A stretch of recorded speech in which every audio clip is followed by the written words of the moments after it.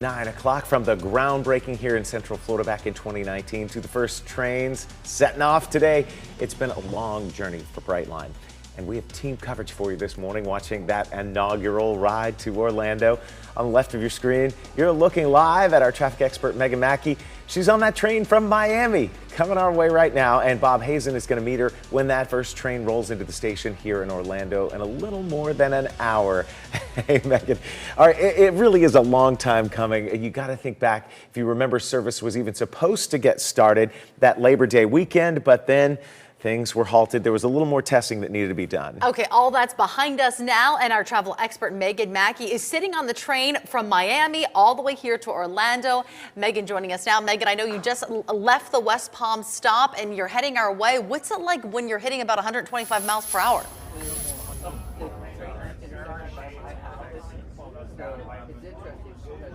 Yeah, Mayor Jason, so we haven't hit 125 miles per hour yet, but as you mentioned, we just left West Palm Beach and we are heading up towards Brevard, and we will not be stopping until we get to Orlando. As you mentioned, speeds are going to reach about 125 miles per hour. You can see here, it's gotten actually a lot busier on this train because West Palm Beach crews got on. We had the mayor of Boca Raton, so these trains are now full of people and we are heading towards Orlando. We had a bit of a delay this morning. We are now expected to arrive in Orlando just before 11 o'clock, where there's going to be a big celebration at the Orlando station. But so far the ride's been very comfortable. We got that late start, but you know, they brought around coffee. Of course, we have our whole setup here. We had to shift over because there's not a lot of seats left, so we are actively working. And that is what is so nice about riding these trains, because you have these tray tables, you have outlets, you have Wi-Fi, so it really is a comfortable experience, especially if you need to get work done, which is something you really can't do, of course, when you're driving to Miami, or if you're taking a plane. There's not always that reliable Wi-Fi. So that is one of the perks of traveling on Brightline. And of course, we are excited to celebrate once we get to Orlando. We're going to have all the mayors there together, of course, the president of Brightline, as well as the CEO, welcoming everyone and really kicking off service. Mayor Jason. Megan, thank you. Now, we'll have much more from Megan coming up throughout this hour, but the train that Megan is on did have to leave Miami about 30 minutes behind schedule because of a deadly crash along the route. Now, Delray Beach police confirmed that a pedestrian was hit and killed by a different Brightline train that was heading from West Palm Beach to Miami. It's about a 3-hour and 40-minute ride by car between Miami and Orlando, and this is expected to make it now just under 3 hours when you're riding the train. Yeah. Well, she's Bob Hazen, continues our team coverage from Brightline's new station at Orlando International Airport. All right, so Bob, this is pretty exciting. Orlando's the only station connected to an airport, and this really could have a major impact on travel and our economy.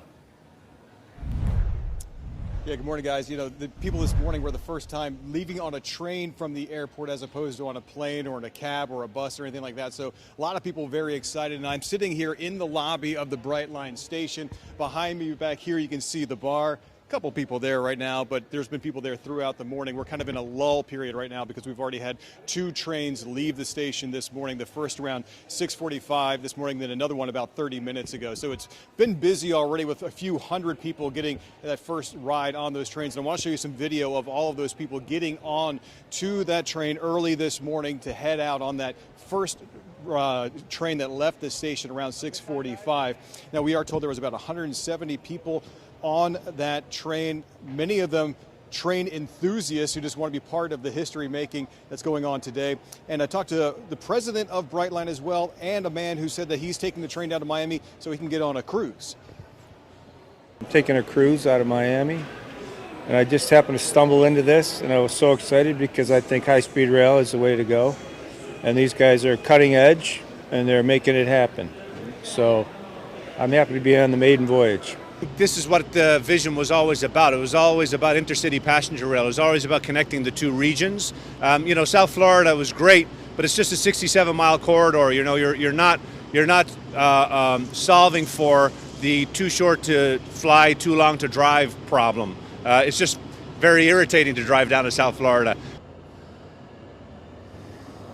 And if you're keeping score on the trains, whether they're on schedule or not, the first train out of Orlando was about 5 minutes behind its scheduled departure time. The second one, though, left right on time at 8:38 this morning. The third train is supposed to be leaving around just a few minutes before 11 o'clock, but of course that's going to have to be juggled along with the arrival of that train from Miami that Meghan is on. We're also going to have some ceremonies here with the mayor giving the key to the city to the Brightline folks. So a busy day here at the Brightline station on its first day of operation. Reporting live at the Brightline station at OIA, Bob Hazen, WESH 2 News. And Brightline stops are also added in Aventura and Boca Raton. As far as what's still to come for Brightline, there are plans to potentially build another station near the Orange County Convention Center. Plans to add a stop at Disney Springs have now been scrapped, but an expansion to Tampa is still on the table. And an FYI for anyone heading to the airport today, officials there say they're expecting a lot more people coming to Terminal C today with Brightline opening. In a tweet, they're encouraging people to get a ride to the airport instead of trying to park. And we are keeping an eye on the inaugural train ride this morning. Meghan's train is supposed to arrive at Orlando around 11 a.m. this morning. And if you're away from your TV, you can continue watching our coverage on the WESH News app or WESH.com.